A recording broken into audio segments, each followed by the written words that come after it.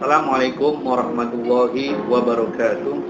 Alhamdulillah, pada pertemuan ke-6 ini kita masih diberikan kesehatan, masih bisa bertemu dalam rangka perkuliahan studi Al-Quran dengan tema ayat-ayat Makkiyah dan ayat-ayat Madaniyah yang akan disampaikan oleh kelompok 4 mahasiswa prodi Bahasa Inggris semester 1 dari IAIN Syekh Nurjadi Cirebon.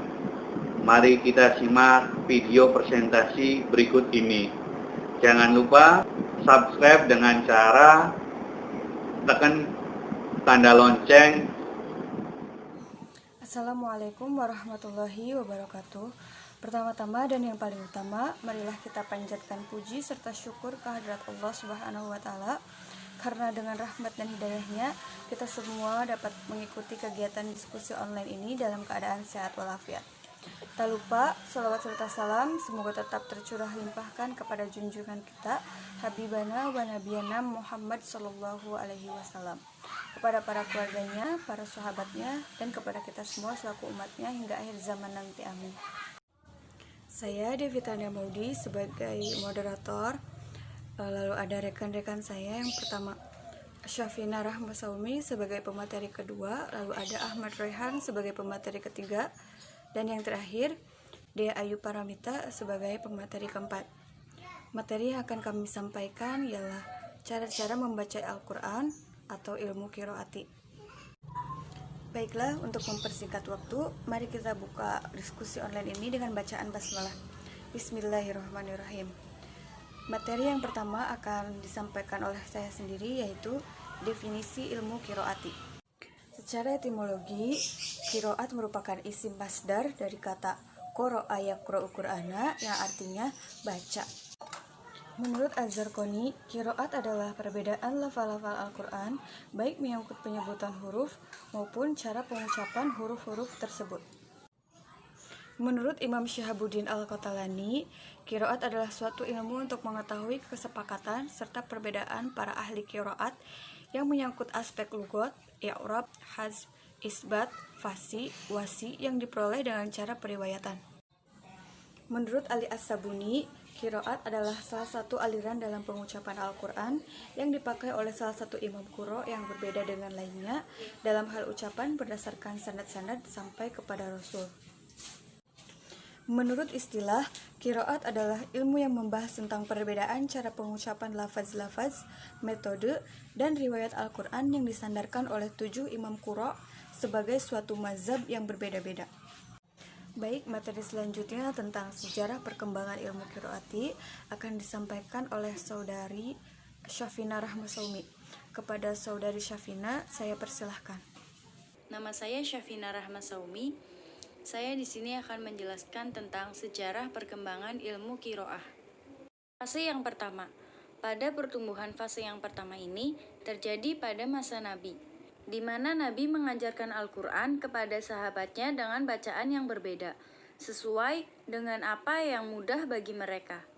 Dengan demikian, para sahabat mendapatkan bacaan Al-Quran dari Nabi dengan bacaan yang beragam. Seringkali dengan ragam bacaan yang mereka terima, menimbulkan perselisihan di antara para sahabat. Lalu, Nabi menyelesaikan perbedaan itu dengan mengatakan bahwa Al-Quran diturunkan dengan berbagai macam versi bacaan. Fase yang kedua. Fase penyebaran ilmu qiraat fase yang kedua ini terjadi setelah Nabi wafat, yaitu masa sahabat dan tabi'in. Sebagaimana diketahui, para sahabat kebanyakan bermukim di Mekah dan Madinah. Maka, setelah Rasulullah wafat, sesuai dengan dinamika dakwah, para sahabat terpanggil untuk menyebarkan Islam ke berbagai pelosok negeri.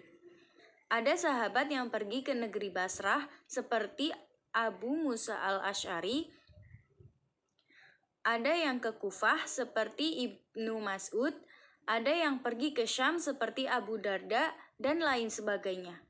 Para sahabat tersebut mengajarkan Al-Quran kepada para tabi'in, sesuai dengan bacaan yang mereka terima dari Nabi.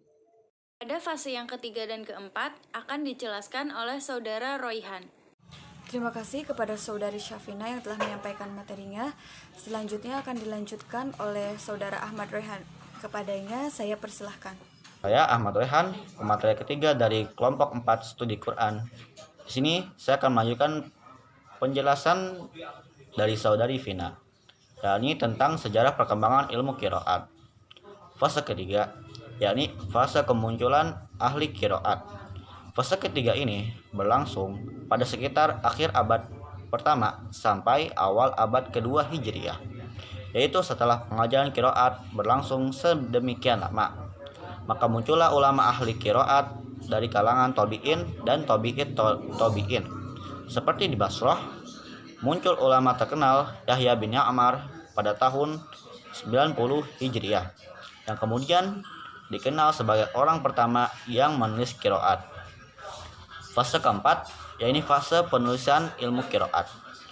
Fase ini berlangsung bersamaan dengan masa penulisan berbagai macam ilmu keislaman, seperti ilmu hadis, tafsir, tarikh, dan lain sebagainya, yaitu sekitar permulaan abad kedua Hijriah. Maka pada fase ini mulai muncul karya-karya dalam bidang qiraat. Sebagian ulama mutaakhirin berpendapat bahwa yang pertama kali menuliskan buku tentang ilmu qiraat adalah Yahya bin Ya'mar, ahli qiraat dari Basrah yang tadi saya sebutkan pada fase ketiga. Fase kelima, yakni fase pembukuan qiraat sab'ah. Pada peringkat awal pembukuan ilmu qiraat yang dirintis oleh Abu Ubaid Al-Qasim bin Salam dan para imam tersebut di atas, istilah qiraat belum dikenal. Pada masa ini, mereka hanya mengangkat sejumlah qiraat yang banyak ke dalam karangan-karangannya. Barulah pada permulaan abad kedua Hijriah, orang mulai tertarik kepada qiraat atau bacaan beberapa imam yang mereka kenali. Cukup sekian dari saya. Penjelasan berikutnya akan dilanjutkan oleh Saudari. Terima kasih kepada Saudara Ahmad Rehan yang telah menyampaikan materinya. Selanjutnya materi tentang kriteria ilmu qiraat yang diterima dan ditolak akan disampaikan oleh Saudari Dea Ayu Paramita. Kepada Saudari Dea, saya persilahkan. Baik, saya Dea Ayu Paramita dan saya akan membahas tentang kriteria qiraati yang diterima dan ditolak. Oke, yang pertama adalah menurut Mana Al-Qattan. Qiraat harus sesuai dengan kaidah bahasa Arab seperti segi kefasihannya. Yang selanjutnya, qiraat harus sesuai dengan Rasm Utsmani. Rasm Utsmani itu sendiri artinya adalah ilmu yang mempelajari tentang penulisan mushaf Al-Quran yang dilakukan dengan cara khusus, baik dalam penulisan lafal-lafalnya maupun dalam bentuk huruf-huruf yang digunakan. Apabila terdapat sedikit perbedaan, maka qiraat tersebut masih dapat diterima. Selanjutnya, qiraat harus memenuhi kesahihan sanad. Sanad secara bahasa artinya menjadi sandaran, tempat bersandar, atau arti yang lainnya adalah sesuatu yang dapat dipegangi atau dipercaya. Sedangkan dalam istilah ilmu hadis, sanad adalah rangkaian urutan orang-orang yang menjadi sandaran atau jalan yang menghubungkan suatu hadis atau sunnah sampai pada Rasulullah SAW. Nah, menurut Al-Jazari, qiraat sahih mencakup dua aspek, yakni memiliki kesahihan sanad yang telah disebutkan sebelumnya dan sesuai dengan kaidah bahasa Arab dan rasm.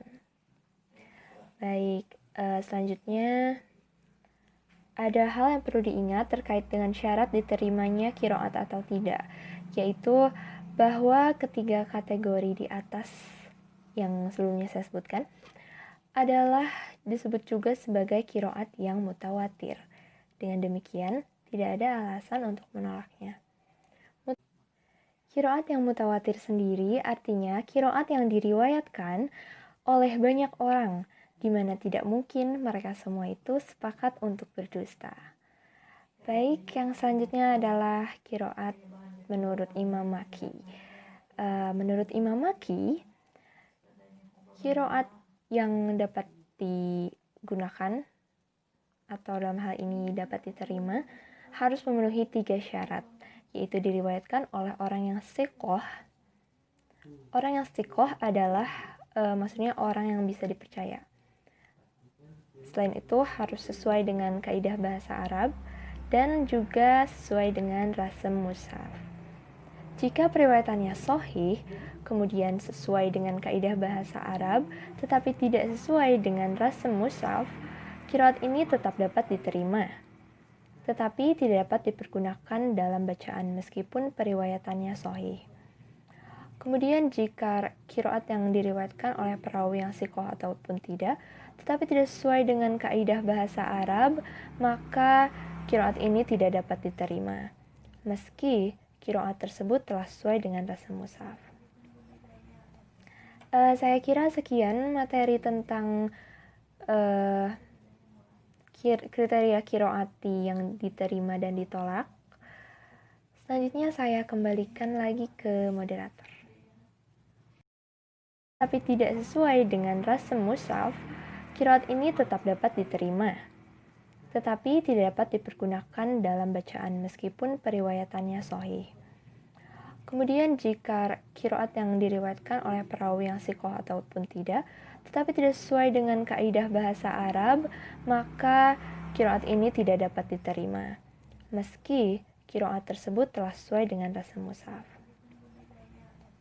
Saya kira sekian materi tentang kriteria qiraati yang diterima dan ditolak. Selanjutnya saya kembalikan lagi ke moderator. Terima kasih kepada Saudari Dea yang telah menyampaikan materinya.